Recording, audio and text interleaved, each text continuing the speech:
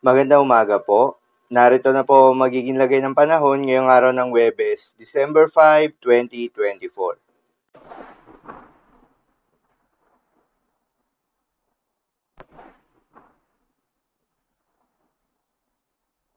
Sa kasalukuyan na tayon sa pag-asa, patuloy na nakakaapekto itong shear line o yung salubungan ng malamig na hangin at mainit na hangin sa may eastern section ng Northern Luzon.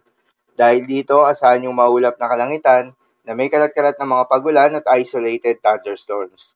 Northeast monsoon naman o hanging amihan ang nakakaapekto sa may extreme Northern Luzon. Dahil dito, asahan naman yung maulap na kalangitan na may kasamang mahihinang pagulan. Habang sa nalalabing bahagi ng ating bansa ay asahan naman yung generally fair weather condition, maliban lamang sa mga panandaliang buhos ng ulan, lalo na sa hapon o gabi na dulot ng mga localized thunderstorms. Magandang balita naman dahil ayon sa pag-asa ay wala tayong binabantayan na low pressure area o bagyo sa loob o malapit sa Philippine Area of Responsibility na maring makaapekto sa ating bansa. Samantala, yung binabantayan natin na sama ng panahon sa susunod na linggo ay consistent pa rin ang ipinapakita nito. Base nga sa pinaka-latest tropical cyclone threat potential na inilabas ng pag-asa, ang nasabing sama ng panahon ay inaasahang papasok ng Philippine Area of Responsibility at tatahakin nito ang direksyon patungong Visayas o Northern Mindanao area.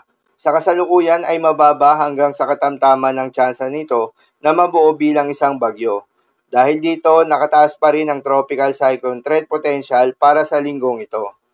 Paalala lamang po na ang mga nasabing forecast ay posible pa pong magbago.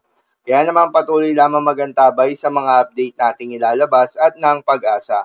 Para naman sa magiging lagay ng panahon ngayong araw ng Huwebes, dahil nga sa epekto nitong northeast monsoon, asahan ngayong araw sa Batanes ang maulap na kalangitan na may kasamang mga mahihinang pag-ulan. Habang sa Cordillera Administrative Region, Ilocos Norte, Ilocos Sur, at nalalabing bahagi ng Cagayan Valley ay asahan naman yung maulap na kalangitan na may kalat-kalat na mga pagulan at isolated thunderstorms. Dulot naman yan ng shear line. Posible ang mga pagbaha o pagguho ng lupa dahil sa katamtaman hanggang sa kung minsan ay malakas na pagulan. Habang sa Metro Manila at nalalabing bahagi pa ng ating bansa, ay asahan naman yung bahagyang maulap hanggang sa maulap na kalangitan na may kalat-kalat na mga pagulan o thunderstorms. Dulot naman yan ng mga localized thunderstorms. Posible ang mga pagbaha o pagguho ng lupa during severe thunderstorms. Madalas, nabobo ang mga thunderstorms na ito tuwing hapon o gabi na nagtatagal ng 1 hanggang 2 oras. Madalas, nabobo ang mga thunderstorms na ito tuwing hapon o gabi na nagtatagal ng 1 hanggang 2 oras. Kaya naman ingat sa mga posibleng banta ng pagbaha o pagguho ng lupa. Para naman sa magiging lagay ng mga dagat baybayin, ayon sa pag-asa ay wala pa rin tayong nakataas na gale warning sa anumang seaboards ng ating bansa. Ngunit iba yung pag-iingat pa rin sa mga maglalayag na mga kababayan nating mangingisda at yung may mga maliliit na sasakyang pandagat sa may Northern Luzon. Inaasahan pa rin yung katamtaman hanggang sa maalon na karagatan.